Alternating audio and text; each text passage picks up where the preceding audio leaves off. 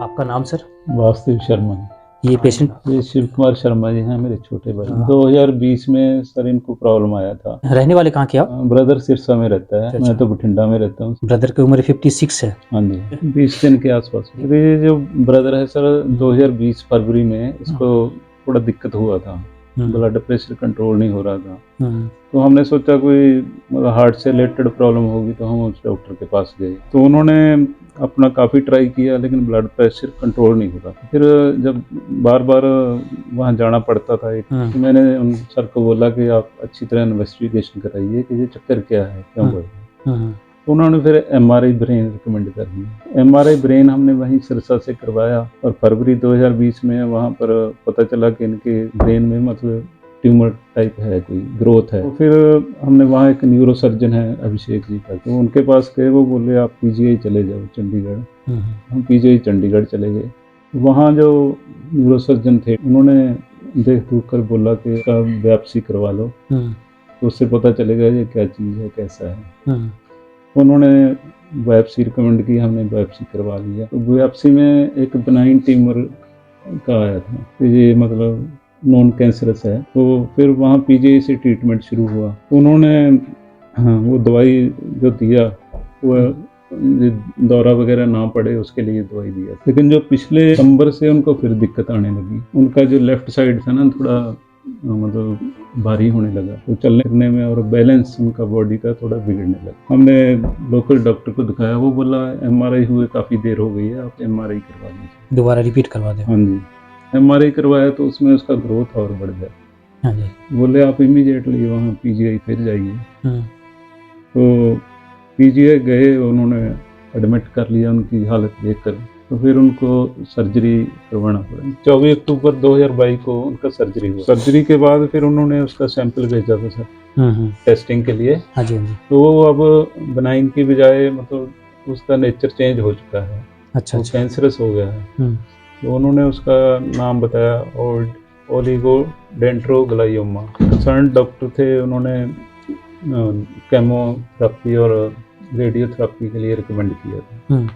तो हमने कई जगह देखे थे ऐसे केस, जहाँ स्टडी किया था कि उसके साइड इफेक्ट बहुत ज़्यादा होते हैं और वो इतना कामयाब भी नहीं है, रीऑकरेंस फिर हो जाता है। हाँ जी, हाँ जी। डॉक्टर साहब ने जिन्होंने ऑपरेशन किया था उन्होंने भी बोला था कि रीऑकर हो जाता। तो फिर आपके कई वीडियो देखे थे, फिर आपके पास आए।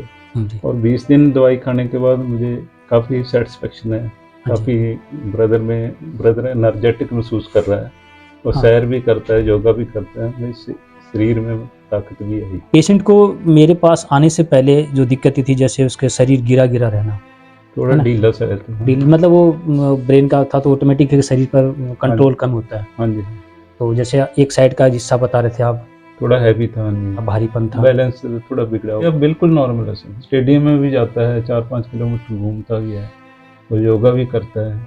अगर आदमी को कोई दिक्कत हो तो स्टेडियम में थोड़ी जाएगा। हाँ। और क्या उनके साथ कोई जाता है? कार खुद चला के जाते हैं, वैसे साथ में वाइफ चली जाती है। वाइफ से तो इतना घूमा नहीं जाता, वो घूम लेते हैं। और कीमो को लेकर आपको भी पता होगा कि कीमो के कितने साइड इफेक्ट बॉडी के अंदर होते हैं, और उम्र उनकी है 56। तो इस एज के अंदर वैसे भी कमजोर। कीमो करने के बाद तो सर आदमी जान बिल्कुल रहती नहीं है। आप कैसे कह सकते हैं इस बात? कई लोग देखे हैं, कईयों का एक्सपीरियंस सुना है।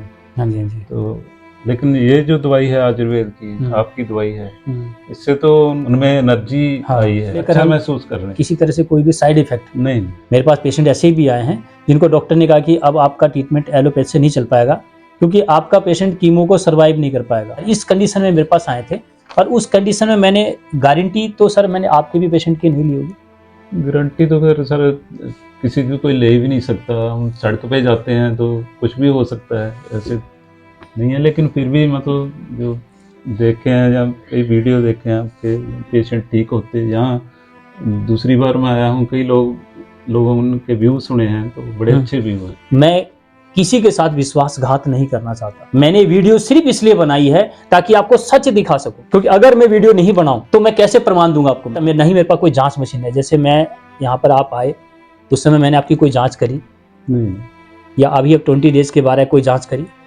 जैसे पेशेंट बोला कि मेरे को पहले नींद नहीं आती थी, अब अच्छी नींद आ रही है। पहले मैं जैसे इन्होंने बताया एनर्जी लेवल इनका बिल्कुल ही डाउन था, अब एनर्जी लेवल अप है। दूसरा, ये 5-5 किलोमीटर चल के आ रहे हैं, गाड़ी चला के जा रहे हैं। बिल्कुल सही। सही बात है। तो यही तो रिपोर्टिंग है, इसी को तो मानेंगे। और मैं इनको बोलूं कि नहीं जी आपकी रिपोर्ट बहुत अच्छी आ रही है, ठीक है। तो ये पंजाब से थोड़ी नहीं आएंगे आपके पास, ऐसे की भी हमारे को फायदा है जी। इतनी दूर से नहीं, एक बात बता रहा हूं मैं, क्या होता है कि हम जैसे डॉक्टर के पास जाते हैं तो रिपोर्ट दिखाते हैं, बोले रिपोर्ट करवाओ, पुरानी रिपोर्ट और नई रिपोर्ट, तो दोनों को मैच करके बताते जी ये तो देखो पहले आपकी ऐसी थी और अब ऐसी है, बहुत अच्छी रिपोर्टिंग है। रिपोर्टिंग तो ठीक है, लेकिन मेरा पेशेंट को तो कहीं ना कहीं लग रहा है कि पहले से ज्यादा वीक हो गया, पहले से ज्यादा वो खा भी नहीं पा रहा है, चल भी नहीं पा रहा। आप रिपोर्ट ठीक बता रहे हो, तो क्या आप रिपोर्ट को मानोगे या फिजिकली बॉडी को मानोगे सर? तो मैं तो फिजिकली आधार पर आपका ट्रीटमेंट कर रहा हूं, मैं रिपोर्टिंग आधार पर मैं नहीं करता। और मैं हूं आयुर्वेद से।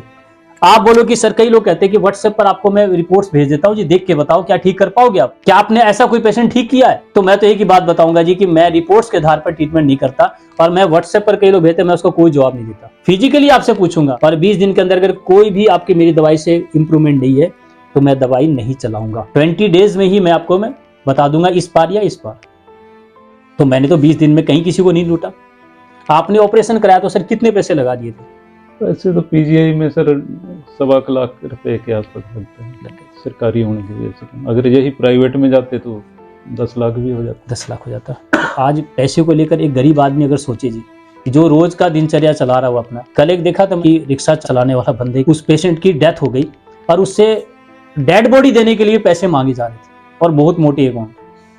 तो डेड बॉडी के लिए भी हम अगर आज हॉस्पिटल में जाते हैं और हमारा पेशेंट का डेथ हो जाता है, तो उनकी डेथ बॉडी को लेने के लिए भी आपको पूरे पैसे देने पड़े। एक वीडियो में सुना था कि सरकार क्यों नहीं ऐसा कर देती कि पेशेंट की डेथ होने के बाद उससे कोई भी पैसे ना लिए जाए। तो आज तो बड़ा दिक्कत ये है कि मेरा पेशेंट भी नहीं बचा, फिर भी हमें मांग रहे हैं कि 18 लाख, 25 लाख, 30 लाख दोगे तब तुम्हें डेड बॉडी मिलेगी।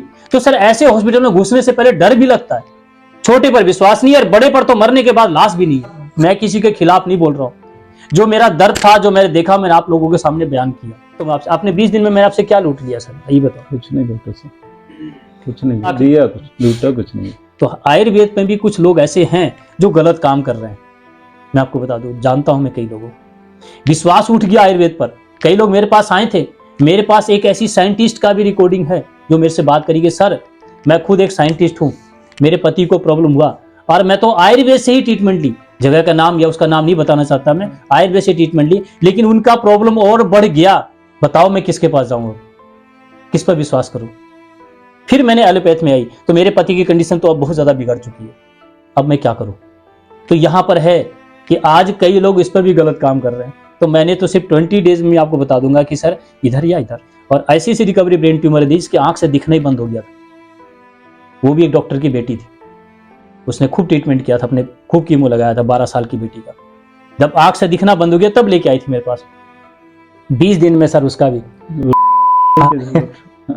ठीक है, नाम तो बोलना गलत है, किसी का भी ठीक नहीं है। देखो उसका 20 दिन में आंख से रोशनी आया उसकी बेटी का, तो उसको विश्वास हुआ डॉक्टर्स को। 3 महीने में उसकी दवाई बंद हो गई, बिल्कुल दिख रही है, अब स्कूल आराम से जा रही है। एक बहुत बड़ा आयुर्वेद है और ये सबको राजीव दीक्षित ने बताया था घर घर ले जाने का। इसको घर घर ले जाने का सपना मेरा कि बीमार हो ही नहीं। चलो ठीक है, आपने मेरा ट्रीटमेंट किया, अच्छे हुए, लेकिन हम ये भी तो बताओ कि ब्रेन ट्यूमर बना क्यों, कैंसर हुआ क्यों, हम क्या गलत कर रहे हैं। कई लोग कहते हैं कि भैया गलत खान पान, या फिर लगा लो कि ये गुटखा, बीड़ी, तंबाकू, शराब, इसका सेवन जो करते हैं उनको पता था वो भी गलत उनको होता है। जिसने जिंदगी में शराब, गुटखा, बीड़ी कभी छुआ भी नहीं, ऐसे भी कई लोग हैं सर। तो जवाब दो आप हमें कि उनको किसने किया। तो वो सारी चीजें मैं आपको बताऊंगा और जो आप कर सकते हो, और वही चीज आपको बताऊंगा। ऐसा कुछ नहीं कि हवा में बातें करूंगा और ऐसी बात करूंगा कि जो आप नहीं कर सको, जिसको मैं स्वयं करता हूं वही बताऊंगा। अब बड़े सामान्य तरीके से आप ठीक हो सकते हो। राजीव दीक्षित जी यही चाहते थे, वही मैंने आपको सर बताया होगा कि घर में कब खाना, कैसे खाना, कौन सा बर्तन हो, कब उठना, क्या खाना और क्या नहीं खाना। बिल्कुल सही। सबसे पहले तो आज कैंसर से नहीं डरे। देखो मौत तो आएगी, मौत पर विजय मेरा नहीं हुआ है कि मैं ऐसा कह दूं कि जो मेरे पास सीधा आया मैं उसको ठीक कर दूंगा, नहीं। ना ही पहले की गारंटी है और ना ही आखिरी वाले की। कोशिश उसकी भी है और कोशिश उसकी भी, एक प्रयास करूंगा और आज आपके सामने जिस चीज को लेके आऊंगा अपने ओपन रखूंगा। आप खुद ठीक हुए, अब लोगों को आपको खुद को ठीक करना है। बहुत धन्यवाद।